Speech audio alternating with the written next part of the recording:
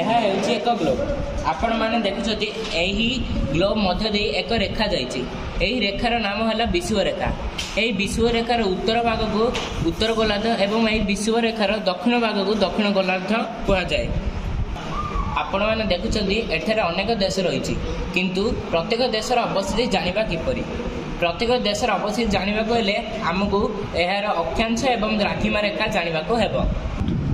ସେଭଳି ଆମ ଦେଶ ଭାରତର ଅବସ୍ଥିତି ଜାଣିବାକୁ ହେଲେ ଆମକୁ ଆମ ନିଜ ଅଞ୍ଚଳର ଅକ୍ଷାଂଶ ଏବଂ ଦ୍ରାଘିମା ବିଷୟରେ ଜାଣିବାକୁ ହେବ।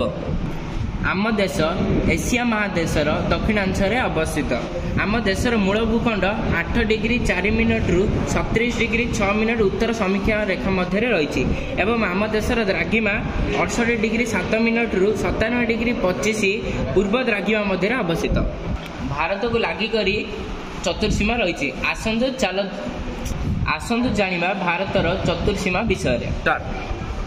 ଲଦାଖରେ ରହିଥିବା ଗିଲଗିଟ୍ ଅଞ୍ଚଳ ଭାରତର ଉତ୍ତର ସୀମା ନିର୍ଦ୍ଧାରଣ କରେ ଏବଂ ତାମିଲନାଡୁର କନ୍ୟାକୁମାରୀ ରାଜ୍ୟର ଅରୁଣାଚଳ ପ୍ରଦେଶର କିବିଦୁ ଅଞ୍ଚଳ ଭାରତର ପୂର୍ବ ସୀମା ନିର୍ଦ୍ଧାରଣ କରେ ଏବଂ ଗୁଜରାଟର ଗୁଆରମତି ଅଞ୍ଚଳ ଭାରତର ପଶ୍ଚିମ ସୀମା ନିର୍ଦ୍ଧାରଣ କରେ। ଭାରତର ଉତ୍ତର ଦକ୍ଷିଣର ବିସ୍ତାର 3214 କିଲୋମିଟର ହୋଇଥିବା ବେଳେ ଭାରତର ପୂର୍ବରୁ ପଶ୍ଚିମ ବିସ୍ତାର 2933 କିଲୋମିଟର ଅଟେ।